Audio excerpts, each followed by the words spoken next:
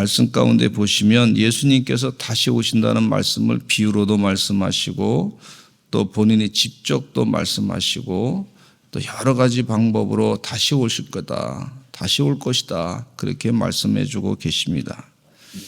그리고 마지막 때가 분명히 이를 것이다, 심판의 때가 이를 것이다, 그렇게 계속해서 성경 말씀 가운데 말씀해 주고 있습니다. 근데 우리가 그날과 그 시는 우리가 잘 몰라요. 오직 하나님 아버지만 알고 계시다. 그 심판의 때는 하나님 아버지의 권한에 있다 하는 것입니다. 그러나 분명히 온다. 근데 우리가 늘 준비해야 된다, 그렇게 말씀해 주고 있어요. 언제 올지는 정확한 날짜는 모르지만 분명히 우리 주님께서 다시 오시는데 우리가 할 일은 늘 깨어서 기도하고 준비하고 있어야 된다, 그렇게 말씀해 주고 있어요. 도둑처럼 주님께서 오는데 언제 올지 모르지만 늘 깨어 준비하라, 그렇게 말씀해 주고 있어요. 노아 홍수 때처럼 사람들이 장가가고 시집가고 내일 종말이 오는 것에 대해서 모르고 아무 생각 없이 준비하고 준비도 없이 그렇게 살고 있다가 갑자기 오니까 너희들은 깨어서 늘 기도하고 준비하고 있으라, 그렇게 말씀해 주고 계시는 것을 볼 수가 있어요. 이 말씀을 들을 때마다 큰 은혜가 됩니다. 우리 주님께서 벌써 천지 만물을 창조하시고 인간의 생사 화복을 주관하시고 시간의 처음과 나중 되시고 시간의 주인 되신 주님께서 하나님이 하시는 일에 대해서 다 알고 계시고 있고 우리가 해야 될 일이 무엇인가를 아시면서 늘 깨어서 준비하고 있으라. 매일같이 우리가 기도하면서 주님이 내 주인이십니다, 항상 그것을 고백하고 내가 주님 뜻대로 살기를 원합니다, 성령의 이끌림 받기를 원합니다, 오늘도 주님 전에 나왔사오니 우리의 어리석음을 주님 깨우쳐 주시고 하나님의 뜻대로 살기를 원합니다, 그렇게 늘 기도하시고 영적으로 바르게 서는 준비하는 사람이 되시기를 간절히 축원합니다. 하나님께서 그렇게 기도하는 사람들에게, 늘 주님과 함께 동행하고자 하는 사람들에게 제가 우리 성도님들의 삶을 다 알지 못합니다. 하나님께서, 성령님께서 그 성도님들과 함께 하셔가지고 영적인 판단을 바르게 하게 하신단 말이죠. 그 위험한 순간마다, 저도 그런 경험 많이 했어요. 위험한 순간에 차를 운전할 때 속도가 100km 넘어가고 막 그럴 때 그 잠깐의 판단, 또 길이 있는데 아주 날씨가 굉장히 안 좋고 깜깜한 길에 갈 때도 그 판단이 1초, 2초 그 사이에 그 판단, 그것이 굉장히 내 생명을 살리느냐 죽느냐 그런 판단을 하나님이 도와주셔가지고 하게 하시는 걸 볼 수가 있어요. 그런 경험을 참 많이 하게 돼요.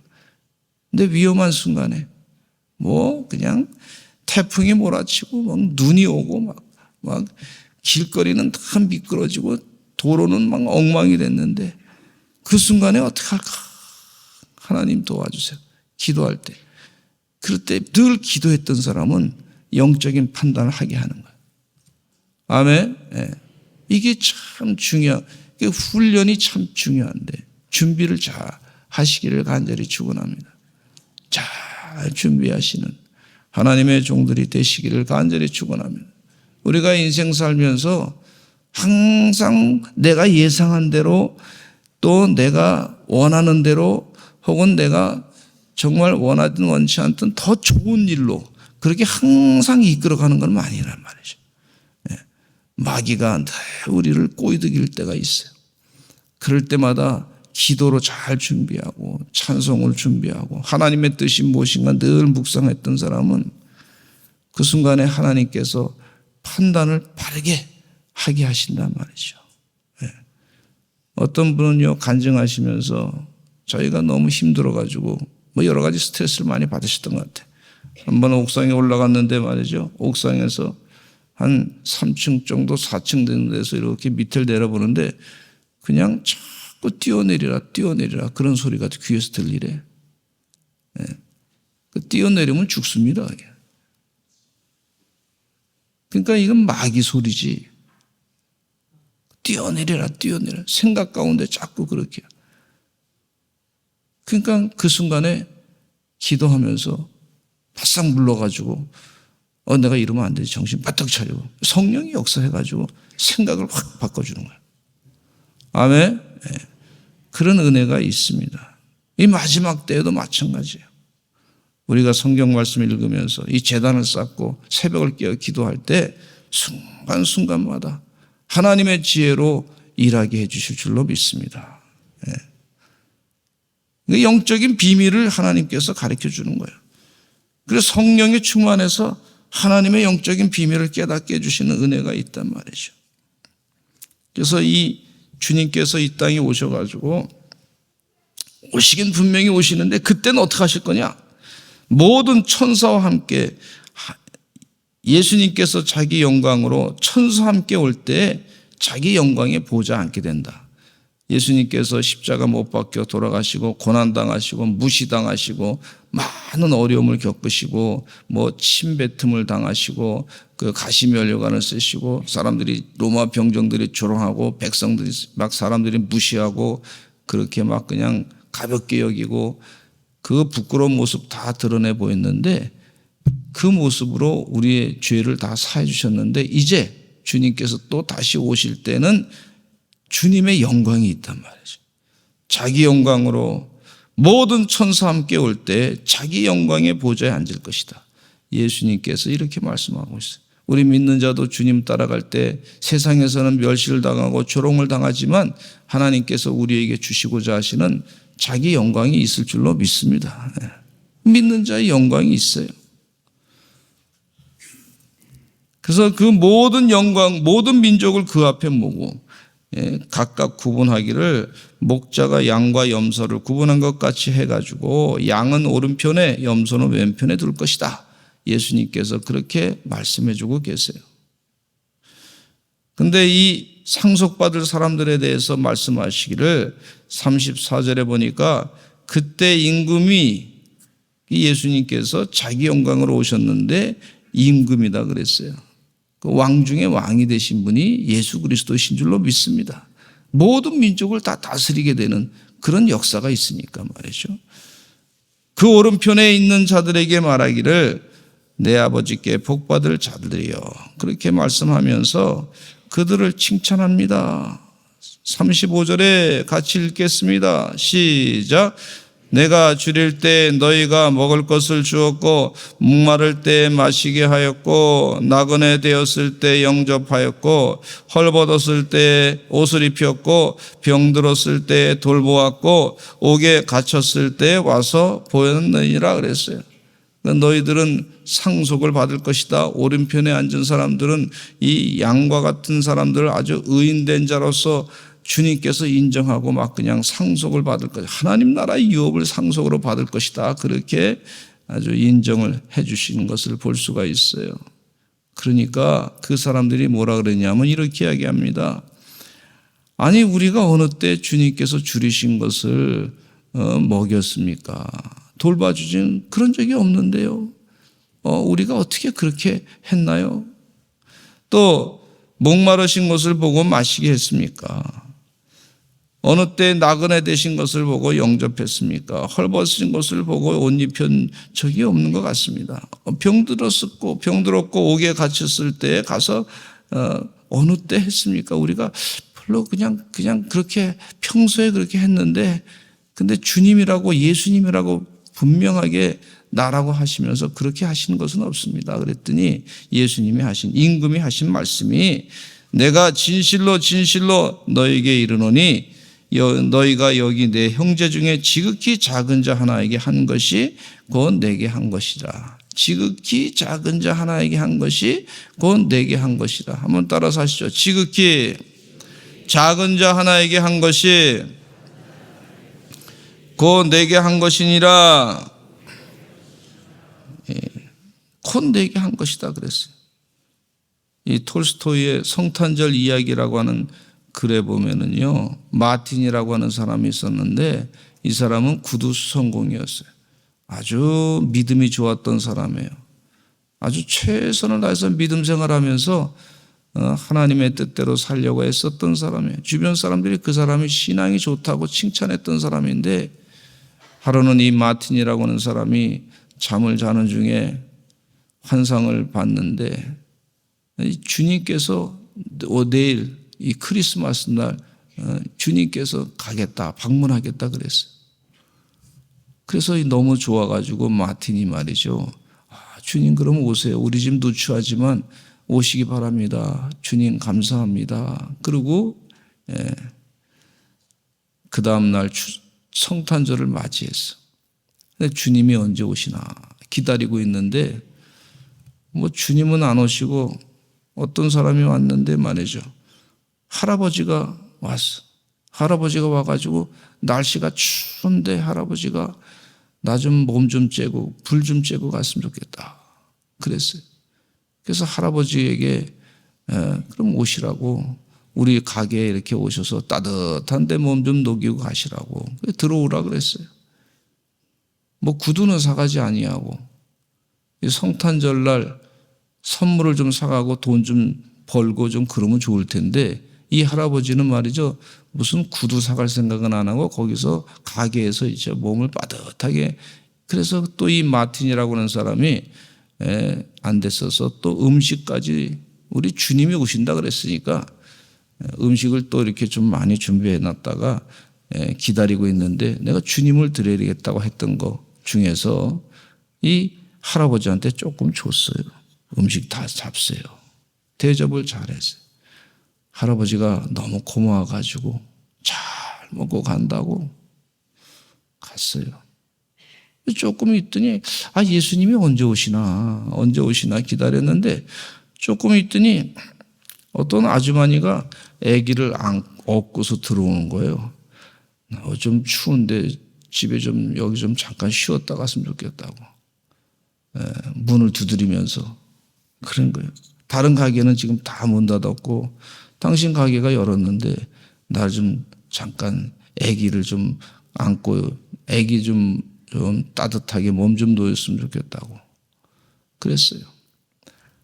들어와가지고 들어오라 그래서 이제 그 아기를 이렇게 잘 또 보살펴주고 그 아줌마를 잘 대우해주고 그랬어요. 지금 너무 추워가지고 다니다가 애가 얼어 죽을 뻔했는데 살게 됐다고 고맙다고. 그래서 잘 있다가 또 갔어요. 그 다음에 또 조금 있더니 예수님이 언제 오시나 기다리고 있는데 아직 안 오시는 거예요. 오신다 그랬는데 왜 안 오시나 궁금했는데 그 다음에 할아버지가 또 오시는 거예요. 다른 할아버지 또 와가지고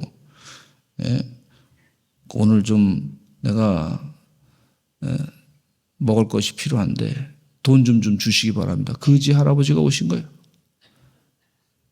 그러니까 이 마틴이 참 마음이 그날은 기분이 상당히 좋아가지고 그날 하루 번 거 전부 그 하루 번 거 그 할아버지한테 주었어요. 마음이 굉장히 마틴이 기뻤어요. 그런 일은 별로 없었는데 이상하게 그날은 주고 싶어서 그 거지에게 할아버지 거지에게 돈을 줬어요. 그리고 할아버지는 갔습니다. 예수님이 언제 오시나 오늘 오신다 그랬는데 자꾸 기다리는데 안 오시는 거예요.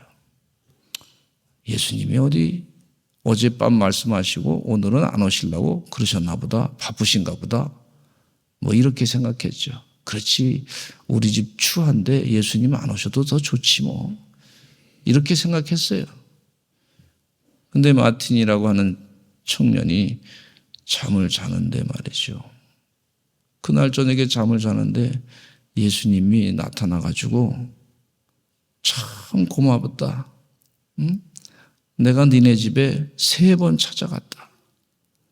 3번 찾아갔다.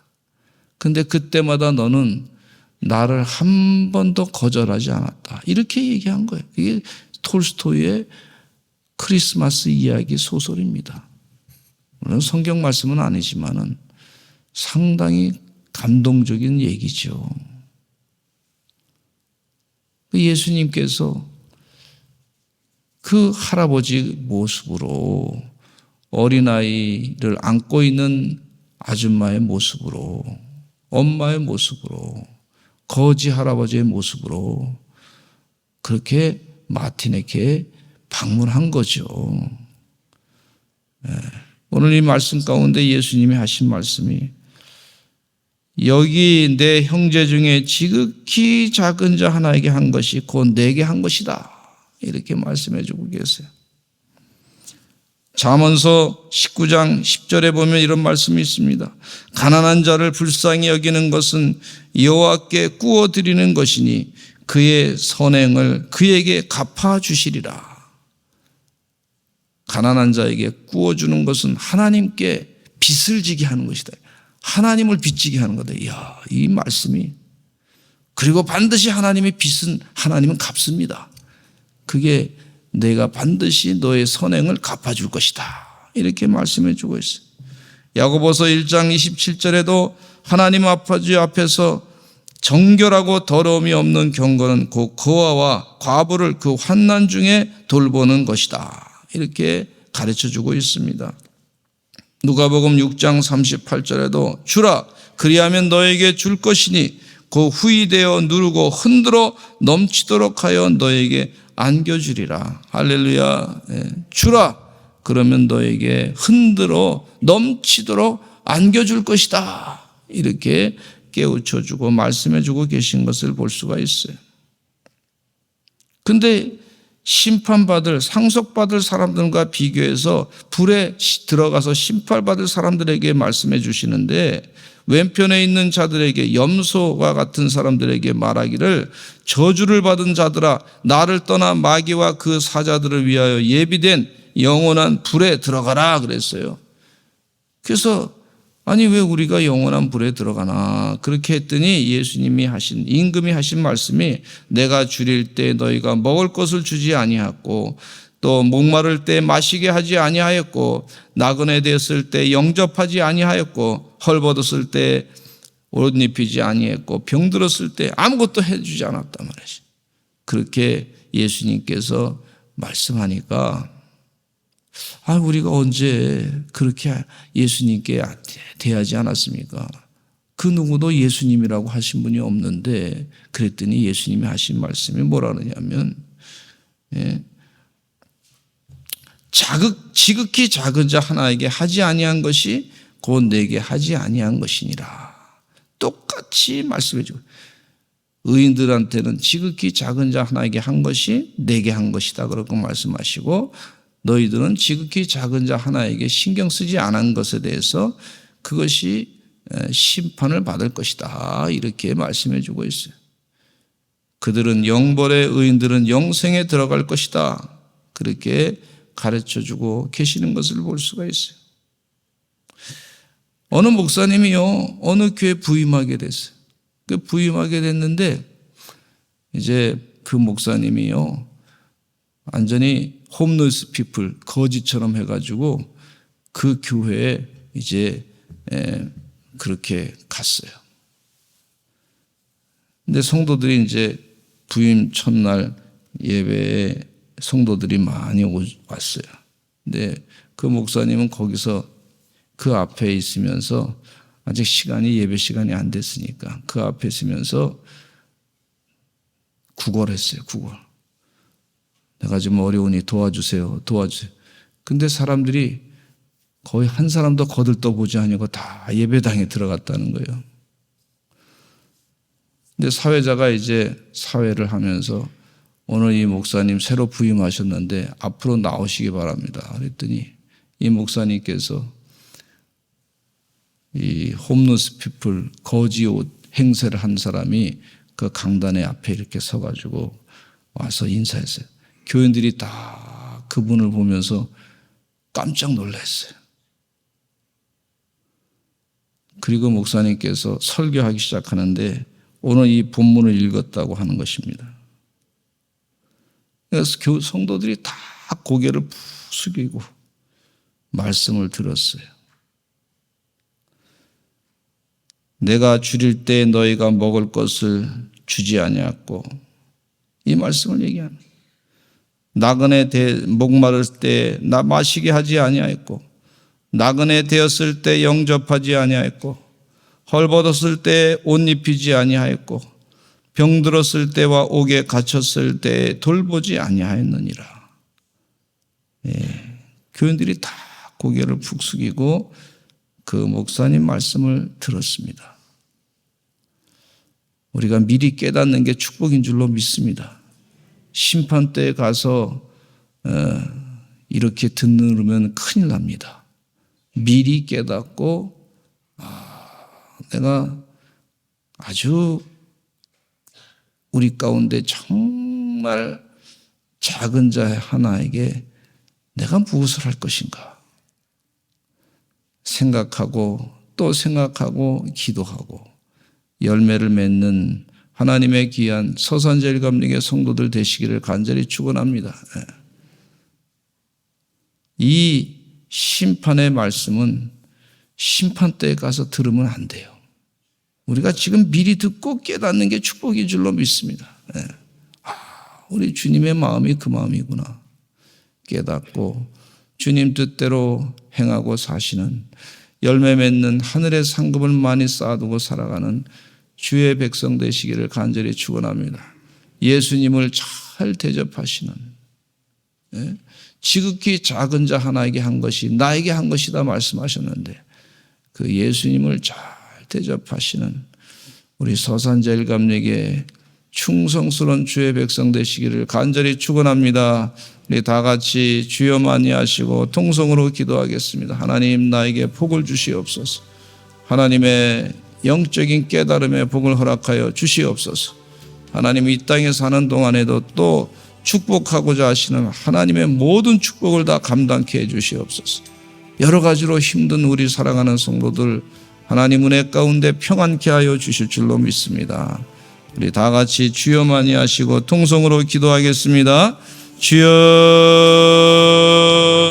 주여.